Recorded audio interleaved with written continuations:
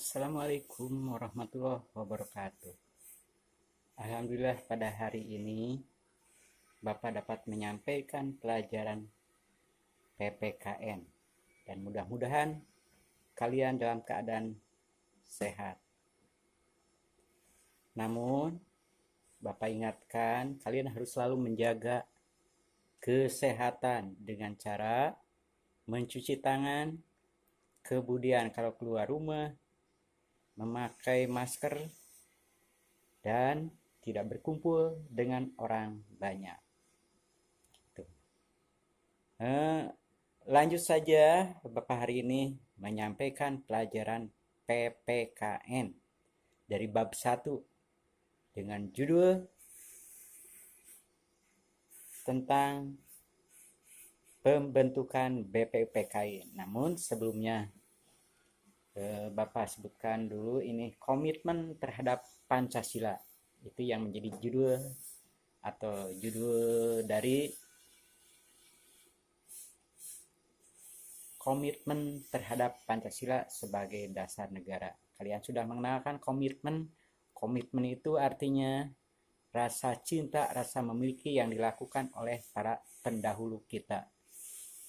Para tokoh-tokoh kita yang waktu itu berjuang mereka dengan susah payah, dengan segenap jiwa jiwa raganya untuk mengabdikan diri terhadap bangsa dan negaranya.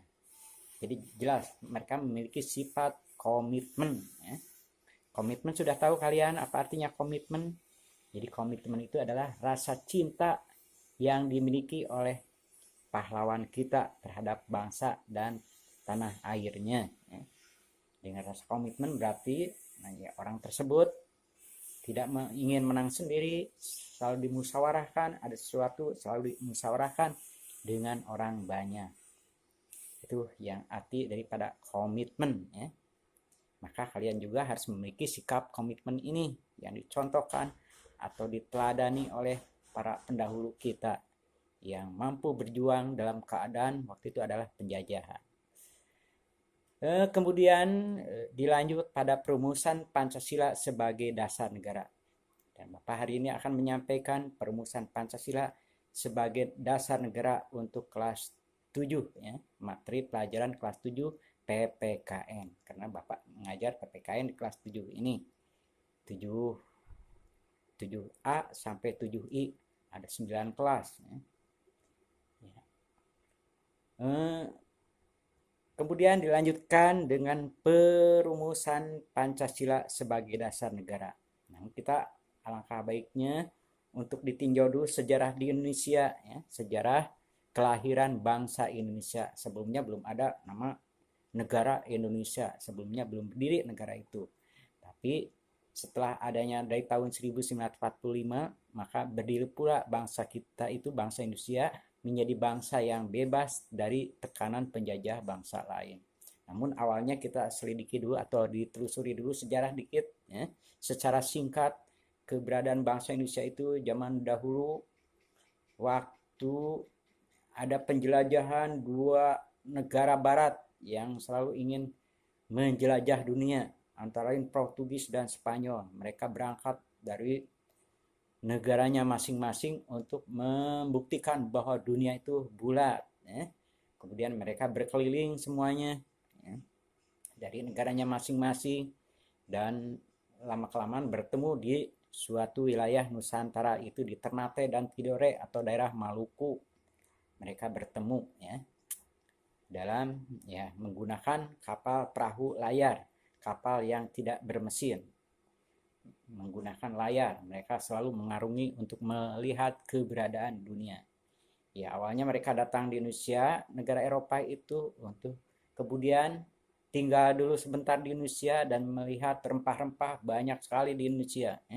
Sedangkan rempah-rempah waktu itu adalah cukup laku di pasaran dunia. Maka rempah-rempah itu diambil oleh bangsa Portugis dan Spanyol untuk dijual di negeri Eropa yang laku banget waktu itu untuk bumbu masak dan untuk pengobatan. Itu mereka setelah melakukan penjelajahan, Datanglah satu negara lagi, negara Eropa yang menyusul, antara lain bangsa Belanda. Bangsa Belanda itu duduk atau mengetahui negara Indonesia itu adalah dari tahun 1800. Tahun 1800 mereka datang ke Indonesia atau ke Nusantara. Waktu itu belum Indonesia, masih Nusantara. Mendarat di pelabuhan Banten di bawah pimpinan Barthelmeus Dias. Ya. Mereka ya melakukan atau mencari rempah-rempah juga. Ya. Tapi mereka mendirikan suatu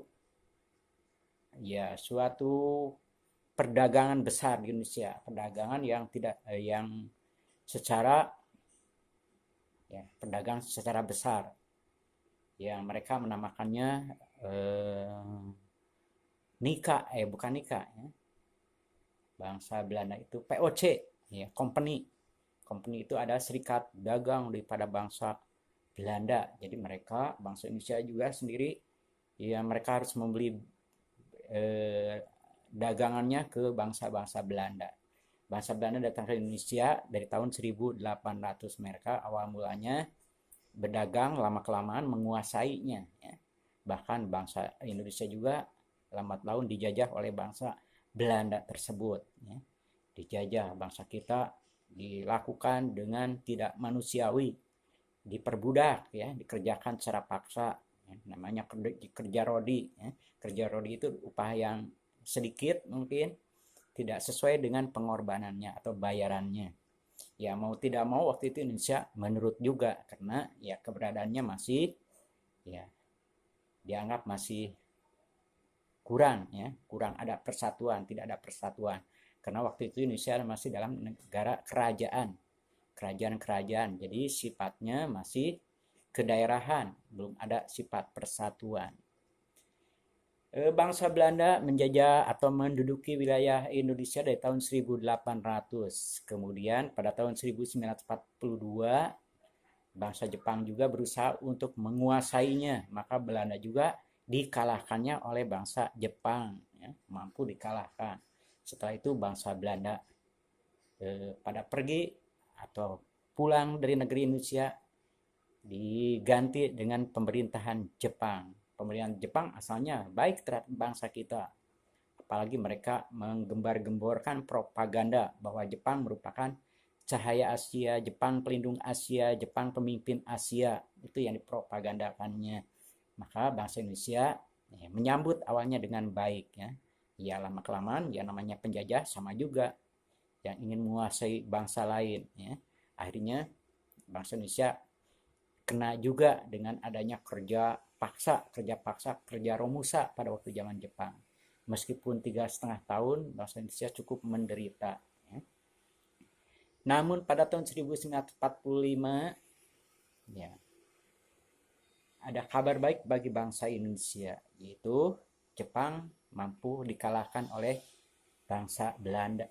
Bangsa Belanda yang tadinya adalah yang mereka ya balas dendam, ya.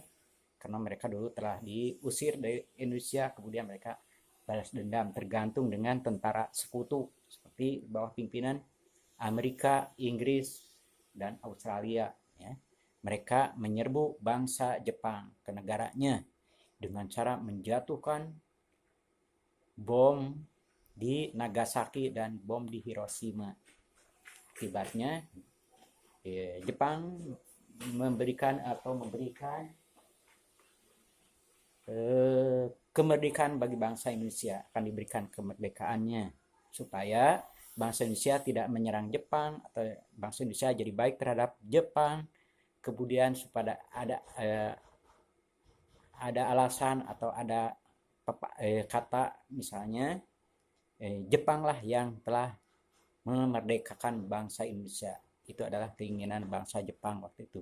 Maka mereka menjanjikan kemerdekaannya dengan membentuk suatu organisasi namanya BPUPKI, singkatan dari Badan Pemirsa Usaha-Usaha Persiapan Kemerdekaan Indonesia, yang diberikan oleh Jepang kepada Indonesia. Ya, jelas oleh bangsa Indonesia disambut dengan baik. Ya. Maka dalam BPUPKI disusunlah anggota-anggota BPUPKI tersebut. dan dipilih sebagai ketua BPPKI pada waktu itu adalah Dr. Rajiman Wedyo Diningrat sebagai ketuanya. Dr. Rajiman Wedyo Diningrat, ketua BPPKI. Dipilih Dr. Rajiman Wedyo Diningrat sebagai ketua BPPKI dan dibantu oleh wakilnya adalah Ichi Bangase dari Jepang dan orang Indonesia juga Suroso sebagai wakil ketua, dan anggotanya mencapai 62 orang ditambah dengan orang Jepang 7 orang sebagai penyelidik pengawas saja.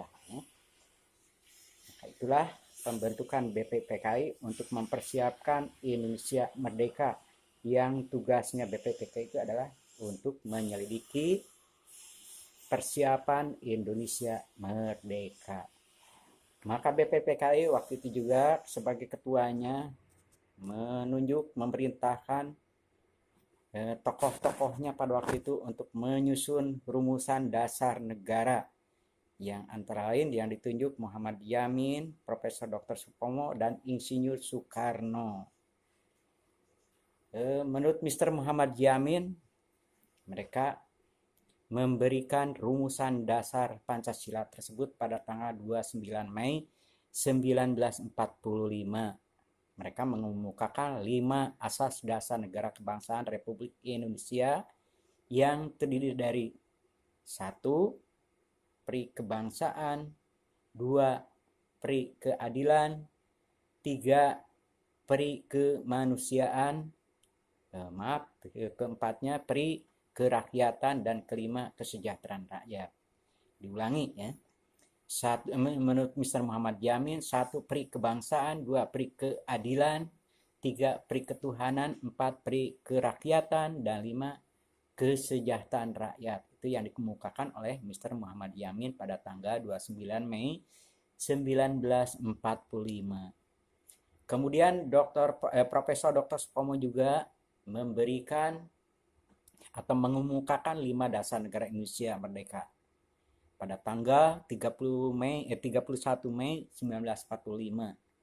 Menurut Profesor Dr. Supomo, rumusan dasar negara itu adalah 1. Persatuan, 2. Kekeluargaan, 3. Mufakat dan demokrasi, 4. Musyawarah, dan 5. Keadilan sosial. Dan yang ketiganya adalah Insinyur Soekarno. Mereka juga tidak ketinggalan memberikan rumusan dasarnya pada tanggal 1 Juni 1945, yaitu 1. Kebangsaan Indonesia, 2. Internasionalisme atau pri kemanusiaan, 3. Mufakat atau demokrasi, 4. Kesejahteraan rakyat, dan 5-nya ketuhanan yang berkebudayaan. Itu ya yang mereka usulkan atau rumuskan. Kemudian mereka dirundingkan kembali supaya ada kesepakatan, maka mereka merundingkan lagi dalam sidang BPPKI. Tapi sidang BPPKI yang pertama telah berakhir, namun rumusan dasar negara untuk Indonesia merdeka belum bisa dibentuk. Oleh sebab itu, maka BPPKI membentuk panitia perumus dasar negara yang beranggotakan 9 orang. Sehingga disebut panitia 9. Panitia 9 itu terdiri daripada 9 tokoh nasional, yaitu Insinyur Soekarno, Dr. Muhammad Hatta, Mr. A.A. Marimis, Abi Kusno Cokro Sunjoso, Abdul Kahal Mujakar, Kiai Agus Salim, Ahmad Subarjo, Kiai Wajah Hasim, dan Muhammad Yamin juga tidak ketinggalan. Maka pada tanggal 22 Juni 1945, Panitia 9 menyusun Piagam Jakarta. Di dalam Piagam Jakarta itu terdapat rumusan dasar negara Indonesia merdeka, yaitu ketuhanan dengan kewajiban menjalankan syariat Islam. Yang kedua, kemanusiaan yang adil dan beradab. 3. Persatuan Indonesia. 4. Kerakyatan yang dipimpin oleh hikmah kebijaksanaan dalam permusyawaratan perwakilan. dan keadilan sosial bagi seluruh rakyat Indonesia. Pada tanggal 10 diadakan sidang kedua BPPKI. Sidang itu membahas rumusan terakhir materi Pancasila sebagai dasar negara yang dilakukan dalam sidang BPPKI yang kedua, di mana telah dibahas rancangan undang-undang dasar melalui suatu panitia perancang undang-undang dasar yang ketuanya adalah Insinyur Soekarno. Kemudian panitia itu membentuk panitia perancang undang-undang dasar yang diikuti oleh 7 orang.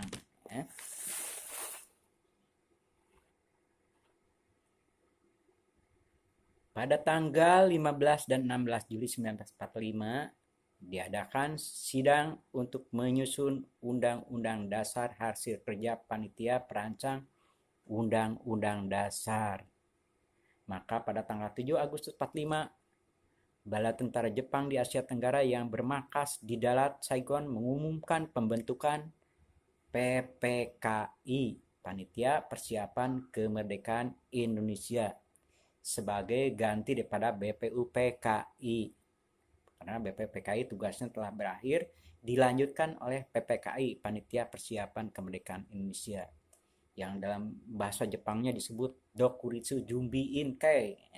Kalau BPKI, Dokuritsu Jumbi Chosakai. Kalau PPKI, Jepangnya adalah Dokuritsu Jumbi Inkei. Apa tugasnya PPKI?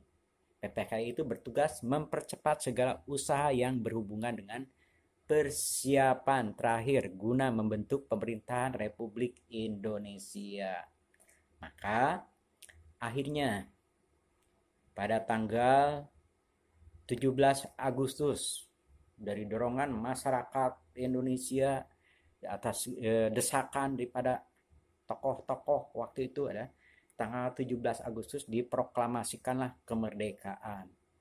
Yang waktu itu ada Insinyur Soekarno diculik ke Rengas Dengklok, kemudian kembali lagi mereka sudah membawa atau sudah menyusun naskah proklamasi kemerdekaan yang isinya adalah kami bangsa Indonesia dengan ini menyatakan kemerdekaan. Segala hal sesuatu yang menyangkut kepentingan maka diselenggarakan dengan cara sesama dan dalam tempo yang sesingkat-singkatnya. Maka pada waktu itu adalah Indonesia Merdeka, ada nama Indonesia. Yang dilaksanakan atau dibacakannya naskah proklamasi itu adalah di Jalan Pegangsaan Timur nomor 56 Jakarta. Seluruh rakyat menyambut dengan gembiranya. Lanjut pada tanggal 18 Agustus 45-nya dalam sidang PPKI kemudian diadakan lagi rapat PPKI, dan dalam rapat PPKI itu yang dipimpin oleh Insinyur Soekarno menghasilkan 3 ketetapan, ya. Antara lain adalah 1, hasilnya membentuk Undang-Undang Dasar 45, ya, dikukuhkan sebagai Undang-Undang Dasar Negara Republik Indonesia. Itu yang 1. Yang keduanya adalah memilih presiden dan wakil presiden. Presidennya pada waktu itu adalah Insinyur Soekarno dan wakilnya Dr. Andes Muhammad Hatta. Dan hasil yang ketiganya adalah pembentukan Dewan Komite Nasional Indonesia Pusat sebagai pembantu presiden. Itulah hasil sidang daripada rapat PPKI pada tanggal 18 Agustus 1945. Segitu dulu, sudah bisa paham, bisa dipahami, bisa dimengerti. Ya, mudah-mudahan sejarah singkat ini tentang adanya Indonesia kalian dapat menyimaknya. Dan mudah-mudahan kalian tetap menjaga kebersihan, kesehatan badan diri kalian sendiri. Dengan cara tadi adalah mencuci tangan, kemudian selalu pakai masker, tidak berkerumun dengan orang banyak. Sampai di sini dulu. Assalamualaikum warahmatullahi wabarakatuh.